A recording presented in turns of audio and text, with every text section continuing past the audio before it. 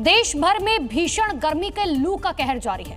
तापमान में भारी बढ़ोतरी दर्ज की गई है। कई शहरों में तापमान तो 50 डिग्री के करीब पहुंच चुका है, जिससे लोगों की परेशानियां बढ़ गई। भयंकर गर्मी और लू के थपेड़ों ने लोगों को इस कदर बेहाल किया कि अभी आने वाले कुछ दिन में भी लोगों को राहत की उम्मीद बिल्कुल नहीं है। UP, Rajasthan, MP, Delhi, NCR समेत कई राज्यों में झुलसा देने वाली गर्मी पड़ रही है। अभी की स्थिति में यूपी के बांदा का तापमान सबसे ज्यादा गर्म दर्ज किया गया। यहाँ का तापमान 48 डिग्री सेल्सियस तक पहुंचा है, जबकि प्रयागराज और आसपास के कई शहरों में तापमान 47 डिग्री के आसपास है। तो वहीं यूपी के साथ राजस्थान का चुरू, श्रीगंगानगर, जैसलमेर समेत कुछ शहरों का तापमान 46 डिग्री सेल्सियस के पार पहुंच गया है। ऐसे में बढ़ती गर्मी को लेकर लोगों को सावधानी बरतने की जरूरत है। पर्याप्त मात्रा में पानी पीजिए, नींबू पानी पीजिए, नारियल और ओआरएस का ज्यादा से ज्यादा सेवन करना होगा। साथ ही खाने के साथ ताजा और मौसमी फल भी लें और बेवजह धूप में जाने से बचा जाए। उत्तर भारत में भीषण गर्मी पड़ रही है। नौतपा की तपिश से जनजीवन बेहाल है। इस प्रचंड गर्मी में अब हिमाचल से उत्तराखंड के जंगलों में आग लगने की घटनाएं भी सामने आई। ये हिमाचल की कसौली की तस्वीरें हैं, जहां आग से जंगल धू धू कर जलते हुए नजर आ रहे हैं। ये आग देखते ही देखते कसौली स्थित एयरफोर्स स्टेशन के करीब तक पहुंच गई है। इसके बाद अब एयरफोर्स भी एक्टिव मोड में आ गई है। एयरफोर्स ने एक MI-17 और एक चिनूक हेलीकॉप्टर तैनात कर दिया है। अब तक करीब 20,000 लीटर पानी आग पर डाला जा चुका है, ताकि जंगल की आग पर काबू पाया जा सके। बारिश न होने और भीषण गर्मी के चलते सिरमौर के पहाड़ी क्षेत्रों में जंगलों में भीषण आग लगी है। अब इन जंगलों में आग बेकाबू होती जा रही है।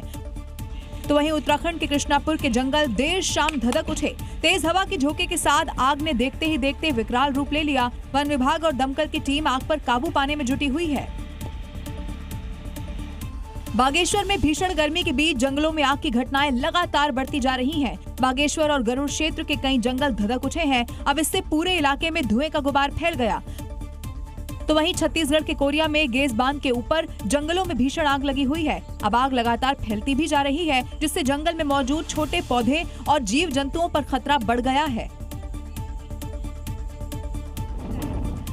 यूपी के मेरठ में योगी फोर्स का बड़ा एक्शन देखने को मिला। गैंगस्टर एक्ट में अपराधी ईशू की 3 करोड़ की संपत्ति को प्रशासन ने जब्त किया।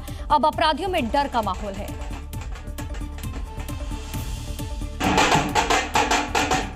पूरा मामला ब्रह्मपुरी थाना क्षेत्र का है, जहां डुगडुगी बजाते हुए जब योगी फोर्स पहुंची तो लोगों में हड़कंप का माहौल नजर आया। नशे के कारोबारी ईशू की संपत्ति को चिन्हित कर पुलिस ने उसे कुर्क करने की कार्रवाई की और ढोल नगाड़ों के साथ औपचारिकता पूरी करते हुए मुनादी करवाई गई। इस पूरी कार्रवाई के दौरान पुलिस फोर्स करीब 2 घंटे तक मौके पर मौजूद रही। कुर्क की गई संपत्तियों में 1 करोड़ से ज्यादा की कीमत के 2 आलीशान मकान, एक स्कूटी शामिल है, जिसकी कीमत करीब 3 करोड़ रुपए बताई जा रही है। वो ये है कि 14(1) गैंगस्टर एक्ट के अंतर्गत पहले इसकी संपत्ति चिन्हित करवाई, जो इसने अपराध करके अर्जित की थी। उस संपत्ति के संबंध में न्यायालय जिला मजिस्ट्रेट मेरठ महोदय के यहाँ वाद चला, जिसके बाद उन्होंने 14/5/2026 को कुर्की का आदेश पारित किया। तो वहीं नशे के सौदागर ईशू पर शिकंजे को लेकर अपराधियों में डर का माहौल है। आपको बता दें कि ईशू का नाम मेरठ के सबसे चर्चित डबल हत्याकांड में भी सामने आया था। यूपी के संभल में प्रशासन ने एक बड़ी कार्रवाई करते हुए भारतीय तीर्थ को पूरे 40 साल बाद अवैध कब्जे से मुक्त करा लिया। देखिए, आरोप यह है कि एक मुस्लिम परिवार ने इस पवित्र तीर्थ के रास्ते और सरकारी जमीन पर 4 दशकों से कब्जा कर रखा था, जिसे योगी के बुलडोजर ने नेस्तनाबूद कर दिया। ये तस्वीरें गवाह हैं उत्तर प्रदेश में भूमाफियाओं और अवैध कब्जाधारियों के दिन अब लग चुके हैं। मामला संभल के कमालपुर सराय का है, जहां योगी फोर्स ने वो कर दिखाया जो पिछले 40 साल में नहीं हुआ था। सालों से जिस पवित्र भारतीय तीर्थ के रास्ते को बंद कर रखा गया था, वहां प्रशासन का बुलडोजर चला और देखते ही देखते अवैध कब्जे को मटिया मेट कर दिया गया। किसी व्यक्ति ने गांव को जाने वाले चक रोड पर कब्जा कर रखा था। और अपने ही इसी के चक में शमशान की भूमि है, कब्रिस्तान की भूमि है, जिस पर इसने कब्जा कर रखा था। आज वो सारी जमीनें खाली कर ली गई। इस पूरे मामले में जो खुलासा हुआ है वो हैरान करने वाला है। आरोप है कि तबस्सुम नाम की एक मुस्लिम महिला के परिवार ने भारतीय तीर्थ से सटी सरकारी जमीन, चक रोड, तालाब और यहाँ तक कि कब्रिस्तान की करीब 1.5 बीघा सरकारी जमीन पर अवैध कब्जा कर रखा था।